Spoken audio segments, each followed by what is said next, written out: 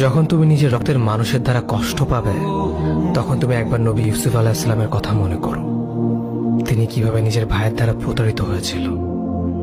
যখন তোমার বাবা মা না বুঝে তোমার বিরুদ্ধাচরণ করে, তখন নবী ইব্রাহিম আলাইহিস সালামের কথা মনে করো।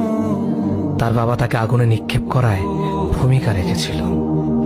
যখন তুমি সমস্যা থেকে পরিত্রাণের জন্য কোনো পথ পাবে না, তখন ইউনুস আলাইহিস সালামের কথা ভেবো। তিনি কতটা সময় তিমি মাছের পেটে আটকা পড়েছিল। যখন তোমার নামে কেউ মিথ্যা অপবাদ ছড়িয়ে দেবে, তখন মা আয়েশা রাদিয়াল্লাহু আনহার কথা মনে করো। তার নামে পুরো শহর জুড়ে কুৎসা রচনা করা হয়েছিল। যখন তুমি অসুস্থ ব্যথার যন্ত্রণায় কাতরাতে থাকো, তখন নবী আইয়ুব আলাইহিস সালামের কথা ভেবো। তিনি ভয়ঙ্কর এক ভাইরাসজনিত রোগে আক্রান্ত হয়ে তোমার থেকে বেশি কষ্ট পেয়েছিল।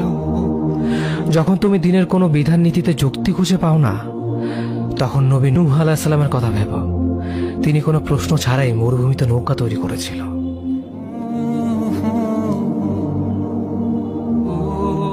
যখন তুমি আত্মীয়স্বজন, পরিবার, বন্ধু বান্ধবের কাছে হাসির পাত্রে পরিণত হও, তখন তুমি শেষ নবী হযরত মুহাম্মদ সাল্লাল্লাহু আলাইহি ওয়াসাল্লামের কথা ভেবো। রাসূল সাল্লাল্লাহু আলাইহি ওয়াসাল্লাম বলেছিলেন, সবচেয়ে বড় পরীক্ষা দিয়ে সব থেকে বড় পুরস্কার আসে। যখন আল্লাহ কাউকে ভালোবাসেন, তখন তাকে পরীক্ষা করেন, এবং যে এই পরীক্ষাগুলো মেনে নেয়, সে আল্লাহর সন্তুষ্টি অর্জন করে। আর যে অভিযোগ করে, সে তার ক্রোধের পাত্র হয়। হে আল্লাহ, তোমার কথা মনে করা, তোমার প্রতি কৃতজ্ঞ হওয়ার এবং তোমার ইবাদত করার তৌফিক আমাদের দান করো। আমিন।